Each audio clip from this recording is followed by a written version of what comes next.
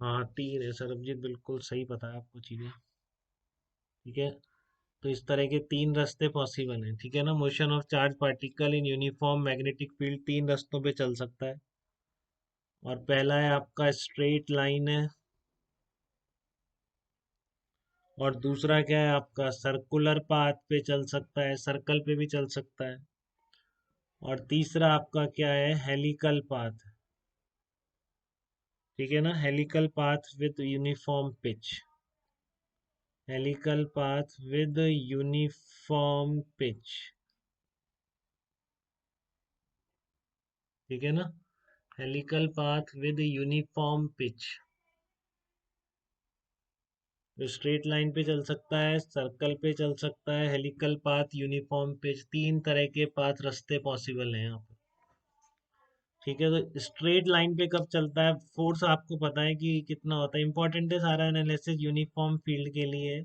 Charge particle पर force यही होता है, क्यू वी क्रॉस बी, आप पढ़ चुके हैं।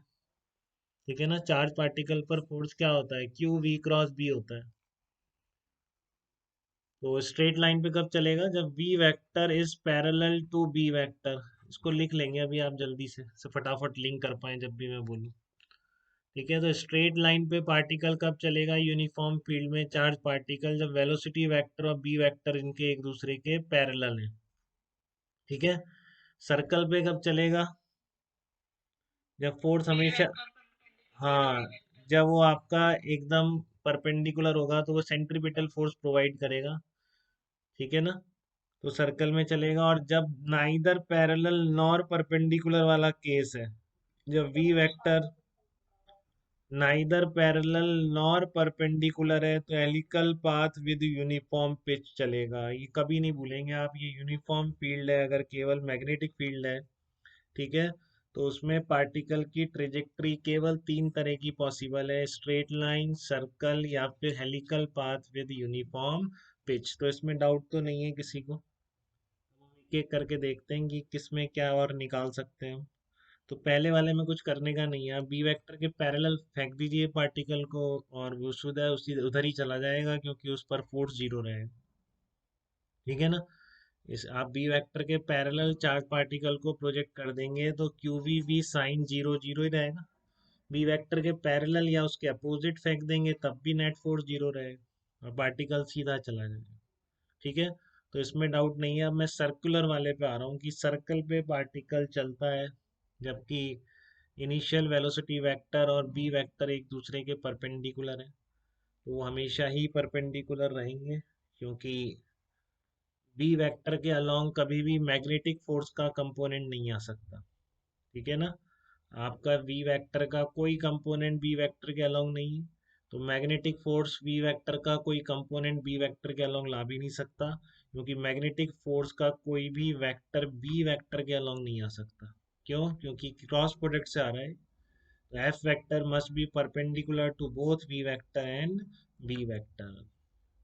देखिए इसका एग्जांपल सर्कल में क्या क्या निकाल सकते हैं हम। ठीक है, तो ये देखिए आप सबसे पहले कि when velocity of charge particle is perpendicular to B vector, तो पार्टिकल सर्कल में घूमेगा।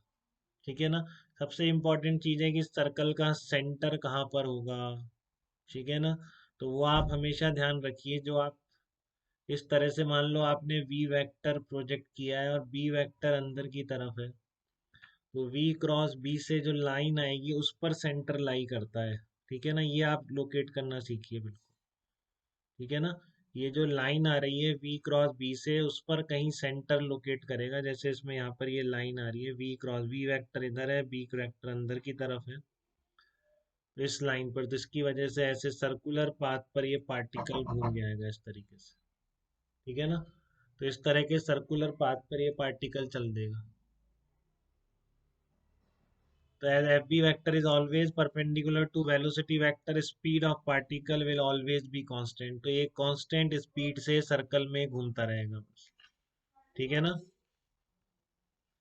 कांस्टेंट स्पीड से सर्कल पर घूमता रहेगा पार्टिकल। तो आपको इसकी रेडियस पता होनी चाहिए, टाइम पीरियड पता होना चाहिए, निकालने की प्रोसेस बहुत सिंपल है। आपको सेंट्रीपिटल फोर्स लिखना आता है, mv square by R equal to Q V B. ठीक है, तो यहाँ से रेडियस क्या निकल के आ गई, M V upon Q V निकल के आ गई। रेडियस क्या निकल के आ गई यहाँ पर, M V upon Q B आपकी रेडियस निकल के आ जाएगी। m is the mass of the particle, v is the speed of the particle, q is the charge on the particle, and b is the magnetic field intensity। तो ये आपको याद होना चाहिए, इसको भी लिख दीजिए।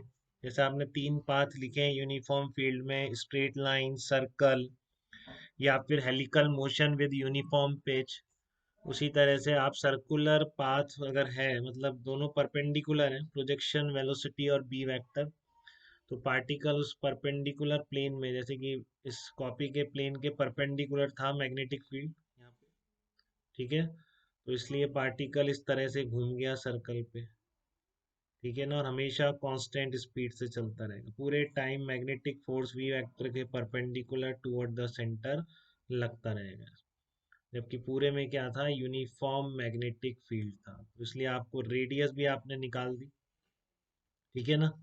अब आता है टाइम पीरियड, निकाल सकते हैं कि एक चक्कर में कितना टाइम लगा, तो कांस्टेंट स्पीड से अगर चलेगा तो फिर कोई दिक्कत ही नहीं, क्या कर देंगे, speed equal to distance upon time, फार्मूले से ही टाइम पीरियड आ गया। इसमें इंपॉर्टेंट चीज ये है कि ये टाइम पीरियड आपका रेडियस या वेलोसिटी पर डिपेंडेंट नहीं आ रहा है, ये इंपॉर्टेंट बात, ठीक है, कि अगर आपका मैग्नेटिक फील्ड फिक्स है और चार्ज पार्टिकल आपने फिक्स कर लिया, तो आप उसे कितनी भी स्पीड से फेंको, हमेशा एक चक्कर में लगने वाला टाइम तो सेम ही रहेगा, ठीक है ना।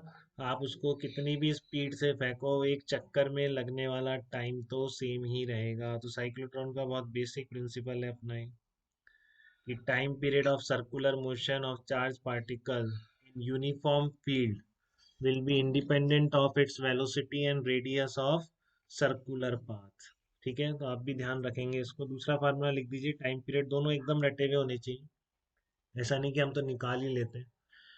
अगर एग्जाम में बहुत ज़्यादा नंबर चाहिए तो कुछ चीज़ें आपको बिल्कुल रटी हुई होनी चाहिए, जिससे आप तुरंत अप्लाई कर सकें बिना गलती के। तो सर्कुलर पाथ का रेडियस और टाइम पीरियड आपको याद होना चाहिए। फिर आपसे फ्रीक्वेंसी पूछ ले तो पता है आपको, 1 अपॉन टाइम पीरियड फ्रीक्वेंसी होता है, ठीक है ना। तो प्लेन ऑफ सर्कल यहाँ पर हमेशा परपेंडिकुलर होगा आपके डायरेक्शन ऑफ बी वेक्टर के, ठीक है ना। Plane of circle is always perpendicular to the direction of B vector. देखो दिक्कत तो नहीं किसी को, अरे कोई अनम्यूट हो गया है, पार्टिसिपेंट कहाँ गए? मिल गए। तो अब केस नंबर 2 पे आ रहे हैं बेटा, ठीक है ना। केस नंबर 2 है आपका, जब पार्टिकल की, सर्कल्स आपको समझ में आ गया, अब हम हेलिकल मोशन थोड़ी सी डिस्कस करेंगे इसकी। हम चाहेंगे कि हमको हेलिकल मोशन भी आ जाए। सर्कल की इक्वेशन इक्वेशन वाले पार्ट में भी चलेंगे, बट अभी ये बेसिक बता रहा हूँ, एकदम से सबको इतना आ जाए, ठीक है ना, इतना एटलीस्ट